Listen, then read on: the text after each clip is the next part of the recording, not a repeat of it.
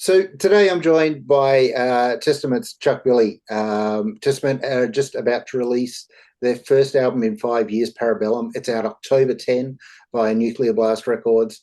Um, Welcome to the Rock Pit and welcome back to Australia, Chuck. How have you been? I've been great. We just hit Australia in June. It was fantastic, and I'm looking forward to getting back sooner than later. And we're doing great. We worked hard on this record, and we're all very pleased with the final product. We're pumped to see and hear what everybody thinks. So far, response has been wonderful, but now let's see how it hits the fans. Well, I can answer a little bit of that for you. I'm a huge fan, always have been. First of all, I need to congratulate you guys on the record. It's an absolute monster. It has everything that a heavy music fan could want, and and also from a Testaments fan's point of view, it just has the band's career DNA stamped all over it. It's familiar with a really fresh approach. What was the end game, I guess, of coming in and making this record?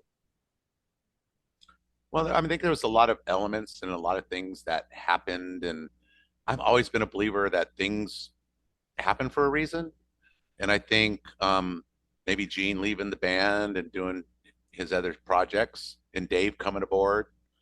At first we were thinking we're going to write another record with Dave Lombardo. We had a great time doing the gathering, great. And then when it came time to record, he didn't have time. He had another projects going on. So we're like, okay, we had Chris come in and play 5 shows filling in for Dave, and he kicked butt on it. And we knew that, man, this kid could play. We didn't realize how young he was, but he could play. And I think his age, working with Eric and Chris being, raised with a different generation of style of metal than we are, I think maybe he brought a little bit that to the project in the writing process with Eric. And then also Eric's mindset, because, in the past, Eric had a little turbulent time at home, things going on, and had a lot on his mind. And I think once that was cleared up and Chris came out and they just hung out and drank and watched horror movies and just were just having fun and writing a lot of riffs, a lot of music. And I think at the end of the day, when I first started hearing what was going on, I right away said, man, this feels fresh. This feels something about it. And I was kind of looking forward to get into and start writing, because they were giving me so much variety of music.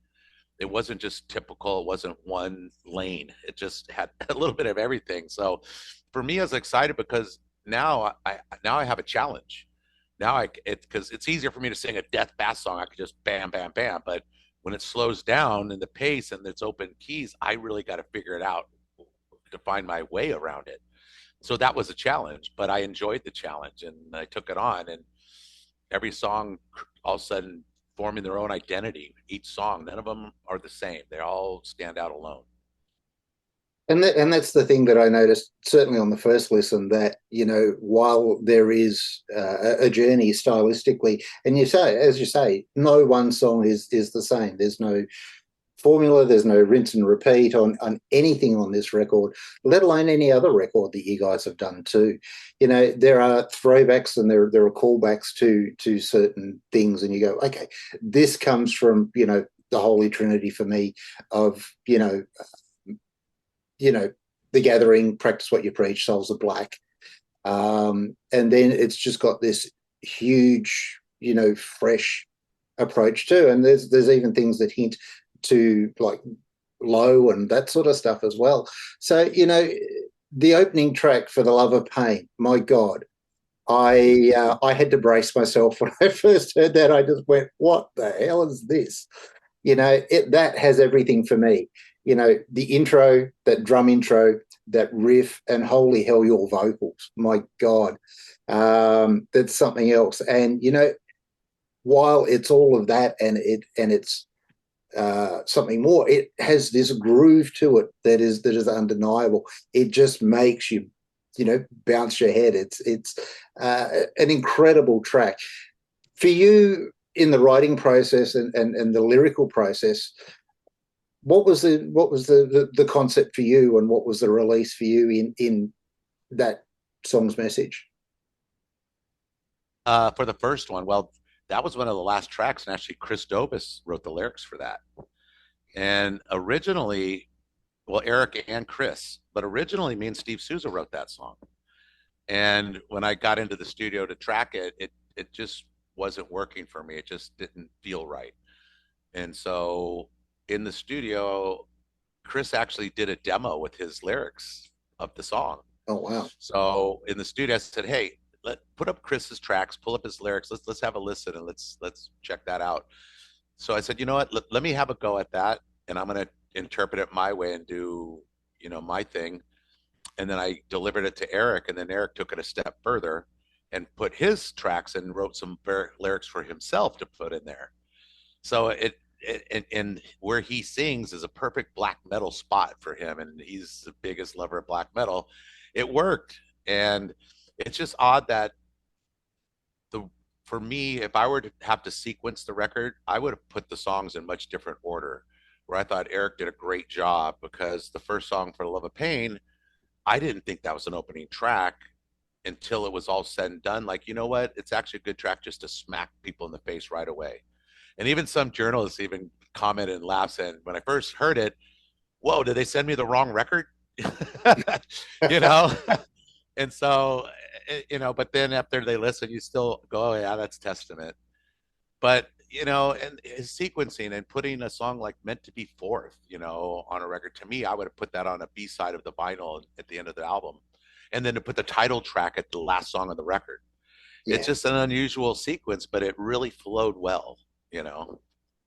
And it flows really well on repeat too. So Para Bellum flows straight back into For the Love of Pain so seamlessly. Yeah. That's what makes the record such a great listen, is because you it's like we go again, and but it still has that excitement, that freshness about it. And that's what I love. And when you talk about sequencing of a record, it is very important, I think, for artists to get that right. What would have you opened the album with? I wanted to open it up with Para Bellum. It's the title track and it's got a big intro. I thought, okay, this sounds massive. Banana just had this big thing, and then bam, it hits you in this thrash. Hmm. That's what I would have chose. But when I seen the sequence and I listened to it, I said, this works, and I didn't have time to waste to argue about it or challenge it and try it. I just said, you know what? If I like it and I listen to it as a whole piece, fine. Let's go with it because it does work. And now the more I listen to it, it was the right sequence to do it. And to put Para Bellum last, and the way that track ends at the very end of the album, it just sums it up really beautifully and just lays it out. And then bam, it hits you again, coming out For the Love of Pain again. You know. Exactly it. That's exactly it. Now, in the recording process of the album, obviously the writing process is different to recording in most cases. How long did the album actually take to record and track and build? To track the record, it was we must have put in about 8 or 10 weeks. Um, and I guess the beauty of it is we got to track it and then go on the road and take it with us and live with it and listen to it. Um, and that's when we are like it all started coming together. Just having more time to make sure it's right on the demos and stuff like that.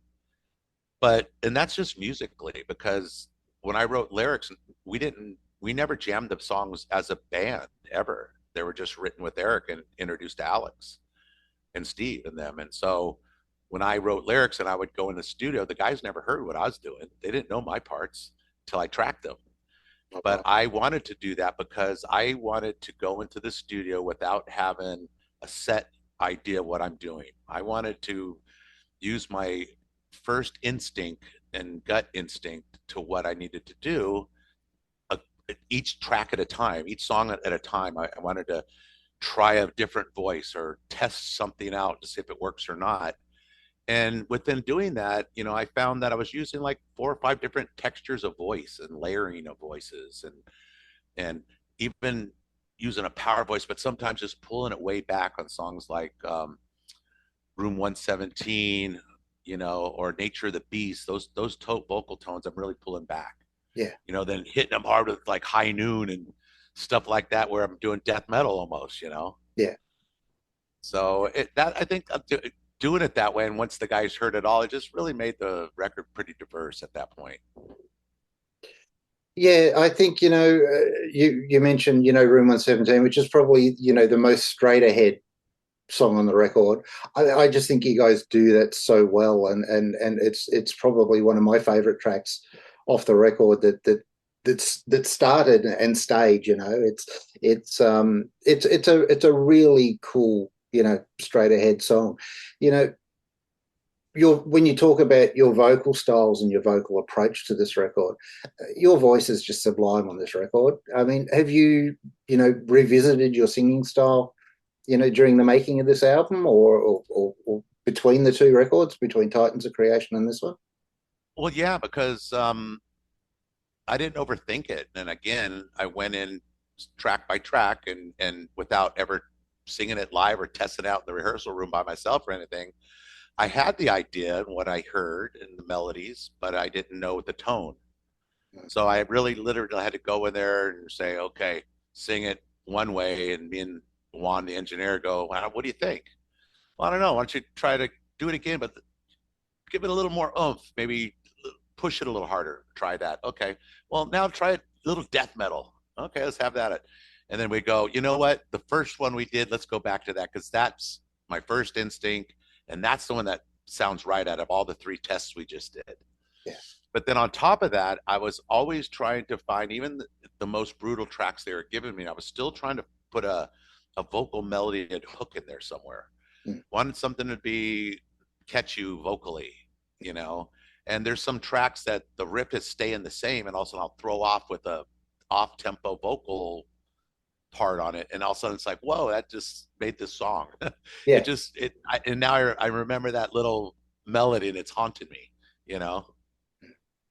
for sure. And it's funny you touched on "Meant to Be" as being a track that you would have chosen as a B-side. Can I ask why?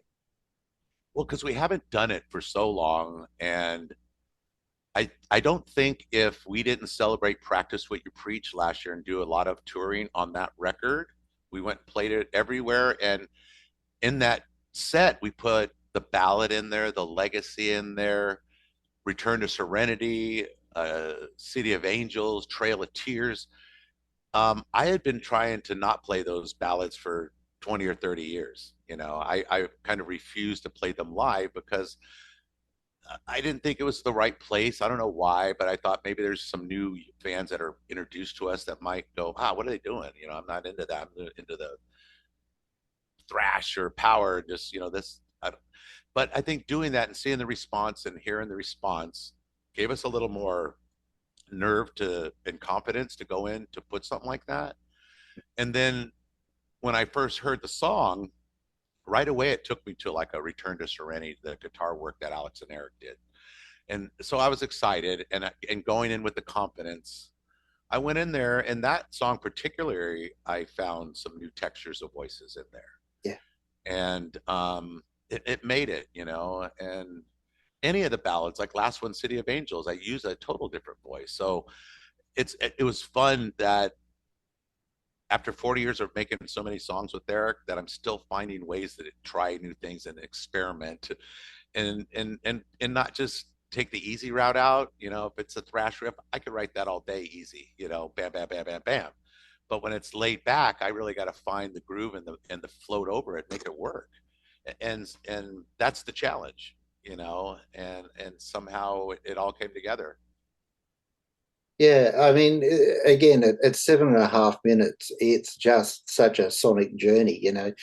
It builds and builds Yes. and builds and builds, and the crescendo of that song is just incredible. It really is a journey.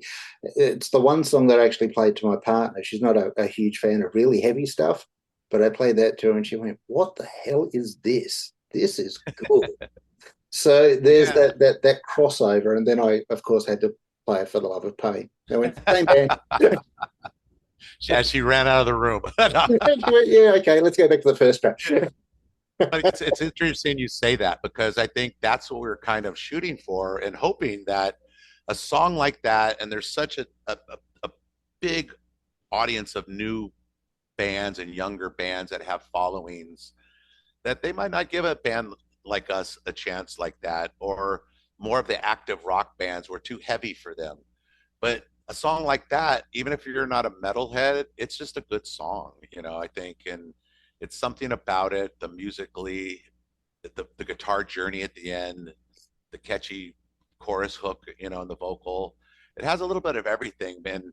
And I think that's the song, I want to give that song a chance on like, you know, modern rock station or I think a song like that we can go play for a Disturbed fan, that would might go, wow, that's nice, or you know just the way your girl responded to it, Yeah, it's like unexpected. She's probably thinking, oh, what are you gonna play me? But then to go, wow, this is a metal band, well, that's nice, that's what I was hoping for. yeah, and job accomplished, to perfection. So, this is the second time we worked with one on a record.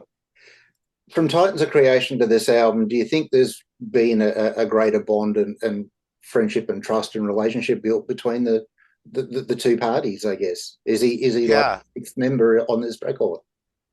he is on every record we've done with him because especially me vocally working with me, Hmm.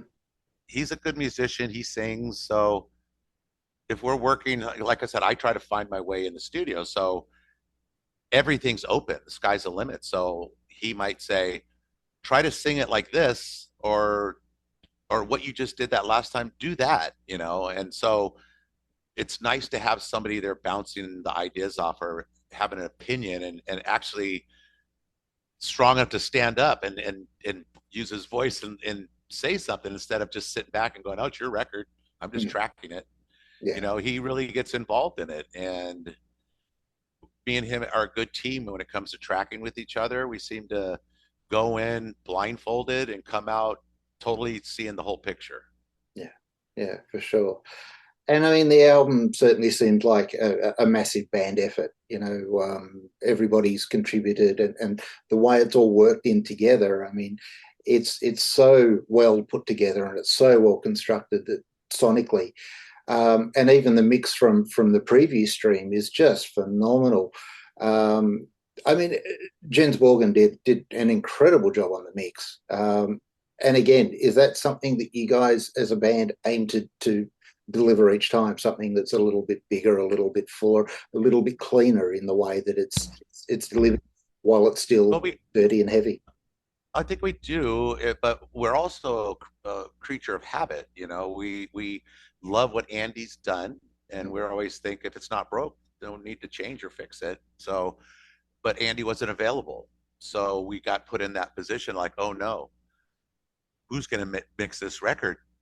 Oh man, we better start doing our homework. So, what records do we like? Let's start putting on a bunch of CDs and sit down together and listen to them in the studio together and see what catches our ear. What reminds us where we're at with Andy. And Jens was one of the top ones that had that power and big sound. But on the other hand, I was also nervous and skeptical because I haven't heard him mix a song like Meant to Be. It's a big song and a clean song, and I wasn't sure if that was up his alley, and the way he mixes records bass wise, that a lot of his records weren't bass heavy, where we have Steve DiGiorgio, one of the best bass players in the world, and he played such great stuff, and at first I couldn't hear it, and I was kind of like, oh no, are we going to hit that wall? Are we going to get what we want? And then as we just kept pursuing and kept throwing ideas, and especially in Steve's case, we call a thing Steve's tone gank. That's what we call Steve's tone. And I think when we told Jens, oh, Steve needs more gank, we didn't realize he didn't know what the hell we meant. So we're not getting what we want. But again, one day we're like, you know what? I don't think he knows what gank means. So we had to go to the technical route. Chris and Steve, take 5K here and push this K and Yeah, do this and this. And he understands that language. yeah, So once they communicated that, all of a sudden, whoa, now Steve's tone's there. Now hear every note, and now his placement in the mix is there, where yeah. you can hear everybody clear as day on this record.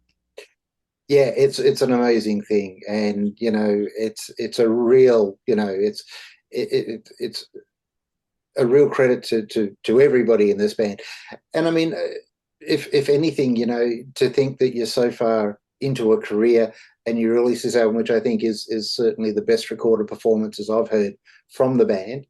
Um, it feels like everybody is just showing off on this record, and it's a great thing, and it's not in a bad way. It's Everybody's brought confidence. their A game and gone, hey, check this out, and Well, I think it's confidence good. in what's going on today in the current bands that are coming out. There's some brutally heavy bands, but then switch it and get melodic and use different textures of their voices. So I think maybe some of that what's going on inspires us, a little bit, and maybe we can't change our sound. We don't want to. We've developed to this point that maybe we've took some of those influence and try to embed it in what we're doing now, but still be testament and still capture testament, but still make it sound like we're still evolving with everybody.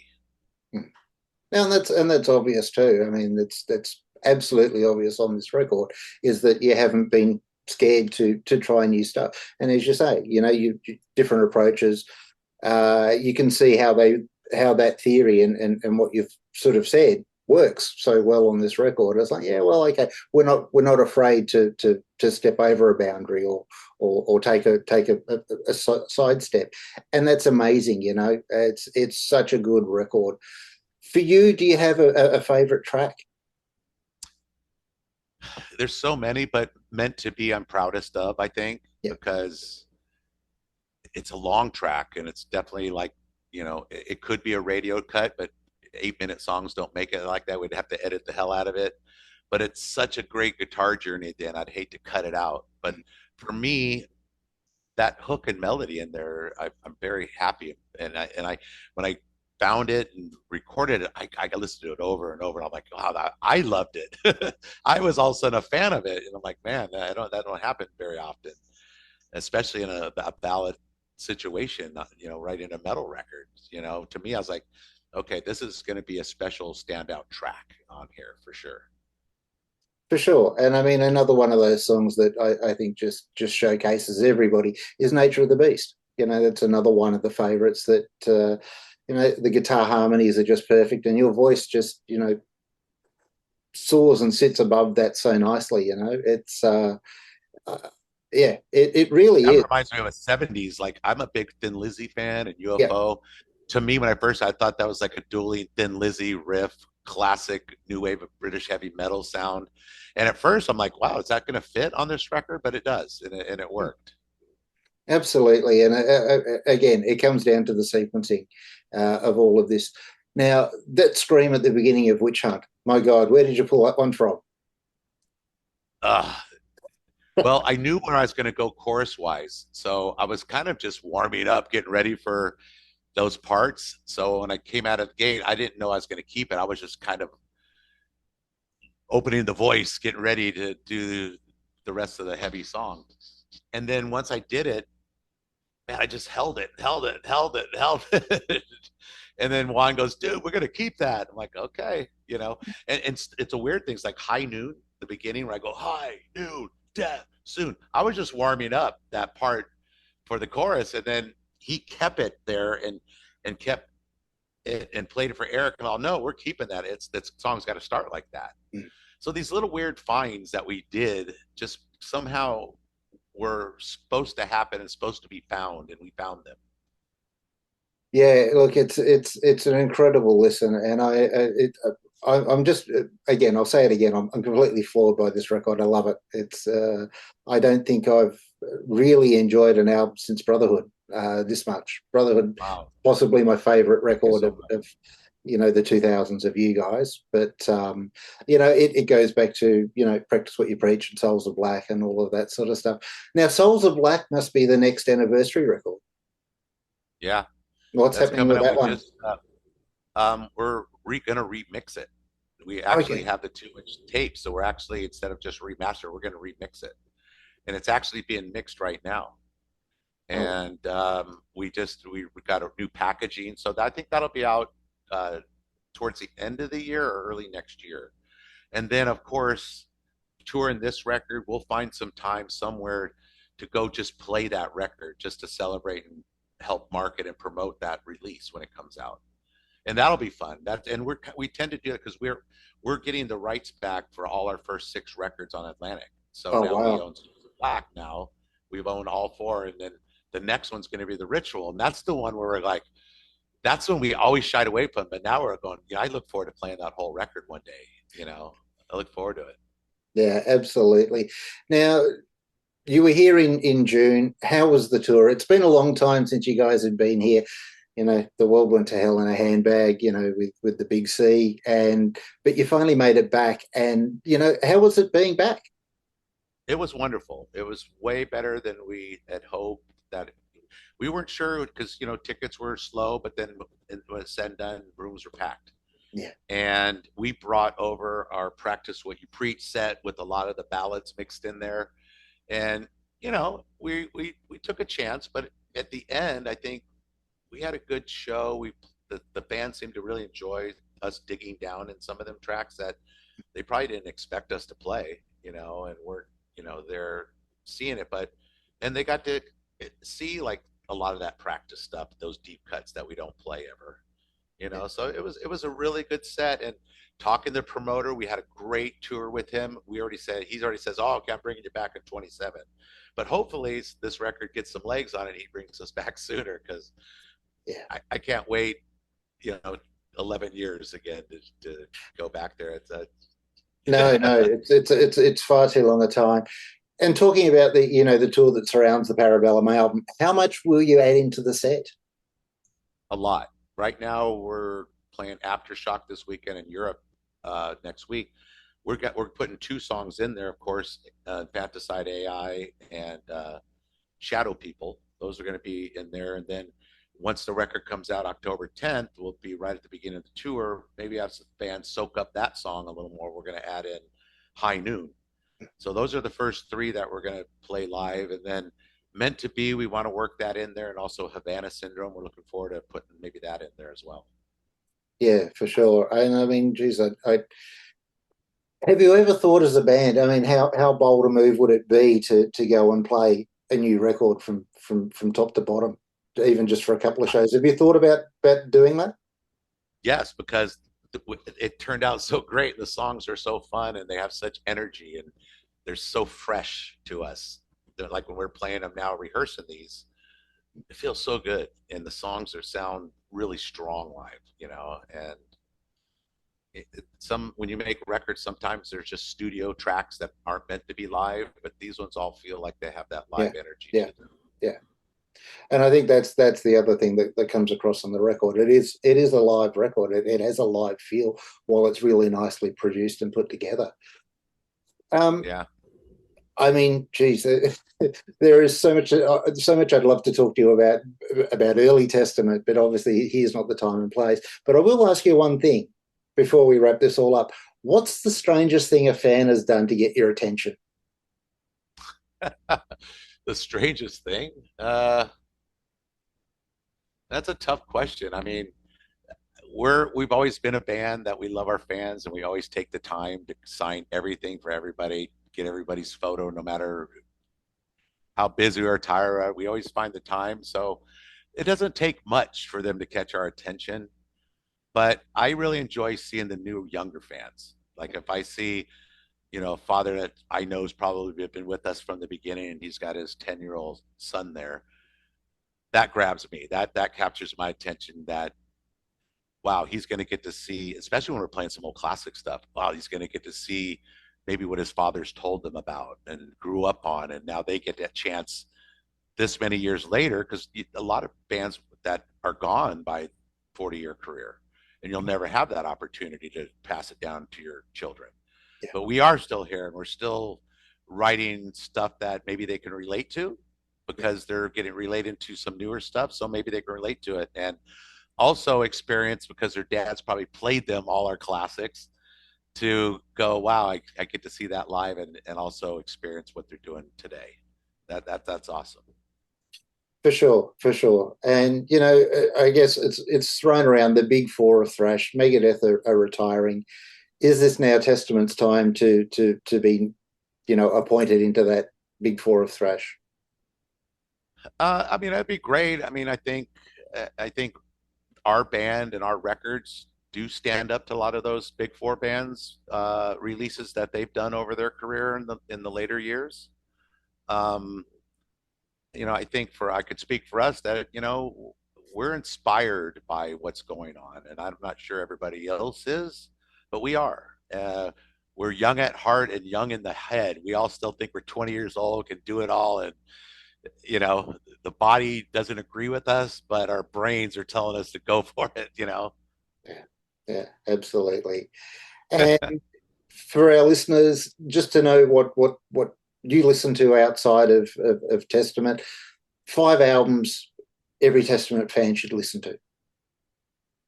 Ooh, that's tough because I find my new music and current music by Sirius Radio. That's where I hear the new bands and what's going on, because there's a lot of push on the next headliners, the next bands that promoters want and they're going to see for their next 20, 30 years. So I tend to listen to what makes me happy and takes me to a good place when I was younger.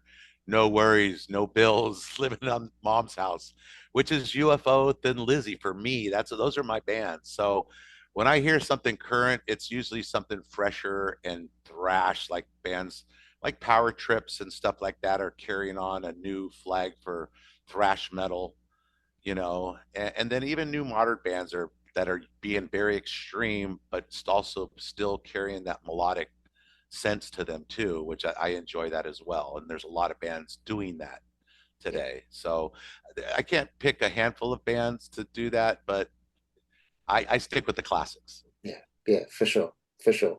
I think that's where our heart is 9 times out of 10. I know that I find myself always going backwards to my 70s and 80s roots with Yeah. the stuff Yeah. I'm in the on car. I love listening to April Wine and Foghat or something I grew yeah, up with, when it just takes me back to where there was no problems in the world for me. yeah, absolutely. Much simpler time, much more Much yeah, carefree safer time. times. For sure. All right, Chuck. I won't keep you much longer, but thank you so much for your time today and chatting to us. I'd love to talk to you again if we have the opportunity around Souls of Black when that happens. Yeah. Obviously, again, before you guys hit our country again, it's an absolute honour to talk to you. We have spoken, I think, 5 years ago around Brotherhood of the Snake, but it's an absolute pleasure to chat to you again. And congratulations to you and the band on a magnificent record in Para Bellum. Thank you so much, Andrew, and hopefully we'll be back in your neck of the woods sooner than later. Fantastic. All right, Chuck. Have an amazing day. Enjoy the road. Cheers. See ya. Thanks, Thank mate. you. See you. Bye. Bye.